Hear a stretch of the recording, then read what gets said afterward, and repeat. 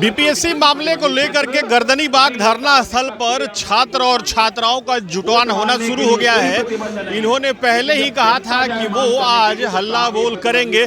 यहाँ तमाम छात्राएं पहुंची हुई हैं जिनके हाथों में ये पोस्टर है जिसमें आखिर क्यों बीपीएससी 70वीं परीक्षा रद्द होनी चाहिए।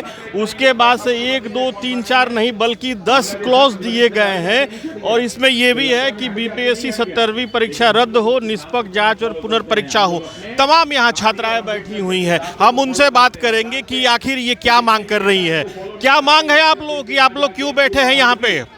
री एग्जाम के लिए। लेकिन एक ये भी सवाल है कि कल हाई कोर्ट में सुनवाई भी होने वाली है, उसके पहले आप लोग यहाँ पे री एग्जाम की मांग कर रहे हैं।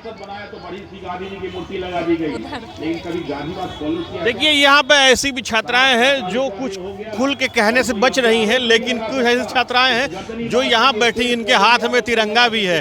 क्या कहना चाहेंगे आप? एग्जाम होना चाहिए। लेकिन कल जो है कोर्ट का डिसीजन भी आना है। कोर्ट में कल उसका इसके पक्ष क्या होगा नहीं होगा उसमें सुनवाई भी होने वाली है। आज आप लोग यहाँ बैठे हुए हैं, इसीलिए एग्जाम होना चाहिए। रिजल्ट भी जारी हो चुका है। अब क्या कर सकते हैं, रिजल्ट जारी कर दिया तो। आप लोगों को उम्मीद है कि आप लोगों की बात पे आयोग फिर अमल करेगा? नहीं, पता नहीं। यार यहाँ पे है ऐसी छात्राएं हैं जो अभी उनकी एक ही बात है कि री एग्जाम होना चाहिए। यहाँ पे है, यहाँ पे बैठी हुई है 1, 2, 3, 4, 5, 6 कई छात्राएं हैं जो लगातार बैठी हुई हैं। क्या ये आपने ये 10 मांगों वाला पोस्टर हाथ में लिया हुआ है, क्या कहना है आप लोगों का? बस एक ही कहना है, री एग्ज़ाम होना चाहिए। और अगर अभी ये एग्ज़ाम नहीं हुआ तो आगे चल के भी इसी तरह होगा। हमेशा एग्ज़ाम का क्वेश्चन लीक होगा और हमेशा जिसके पास पैसा है वही मतलब जॉब में होगा। हम लोग गरीब हैं तो हम लोग ऐसे ही रोड पे हमेशा रहेंगे, तो इसीलिए चाहते हैं बस री एग्ज़ाम हो। आयोग की कार्यशैली पे आप लोगों को भरोसा है कि नहीं है? बिल्कुल नहीं है, जरा भी नहीं रहा। अब केवल इसीलिए कि वो आपकी बातों को नहीं मान रहा है या जो उसका पैटर्न है एग्जाम का उसके लिए? उसका जो पैटर्न है एग्ज़ाम लेने का हमेशा ही ऐसा रहा है कि क्वेश्चन हमेशा ही लीक होते रहा है। हर एग्ज़ाम का, सिर्फ बीपीएससी का ही बात नहीं है, हर एग्ज़ाम में ऐसा होता है। तो इसीलिए चाहते हैं कि बस री एग्ज़ाम होना चाहिए। यहाँ एक ये छात्रा है, इन्होंने जेपी की तस्वीर को हाथ में लिया हुआ है। वो जेपी जो छात्र आंदोलन के द्वारा पूरे देश में जाने गए थे, जेपी की तस्वीर को आपने हाथ में लिया हुआ है।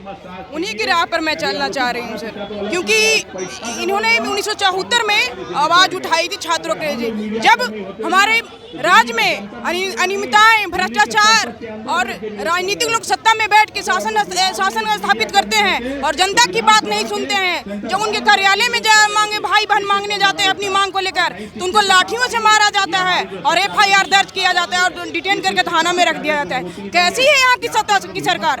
जनता कहने का मतलब है कि सत्ता में आप बैठो। कौन सत्ता में चला बैठने के लिए बताया है आपको? जनता में किसने बैठने के लिए कहा है? सॉरी, सत्ता में जनता के द्वारा ही आप बैठे हैं ना। जनता ही जो चुन के आपको बैठा है ये सत्ता में, इसीलिए आप बैठे हो। तो जनता की जब आप मांग के नहीं सुनोगे तो आप कैसे शासन चला पाओगे? जब इतनी दिन से 43 दिन से मेरे भाई और बहनों सब सड़क पर बैठे हैं। आज आप लोग क्या करेंगे? आज तो धीरे धीरे आप लोग इकट्ठा हो रहे हैं। हम लोग कुछ नहीं करेंगे, सत्य और अहिंसा के मार्ग को अपनाते हुए 45 दिन से चल रहे हैं, उसी के तरीके से चल रहे हैं, बस यही है और कुछ। यही छात्रों का कहना है कि सत्य और अहिंसा की राह पर वो पिछले 45 दिनों से चल रहे हैं और आगे भी चलते रहे हैं। लेकिन उनकी ये मांग है कि ये जो मांगे यहाँ पे वो पिछले 45 दिनों से उठा रहे हैं वो उनकी वाजिब मांग है और इस मांग को लेकर के वो डटे रहेंगे और इसके लिए उनको जो भी सत्याग्रह के रास्ते पे चल के करना होगा वो करेंगे। Sujit Kumar, TV9 digital, Patna.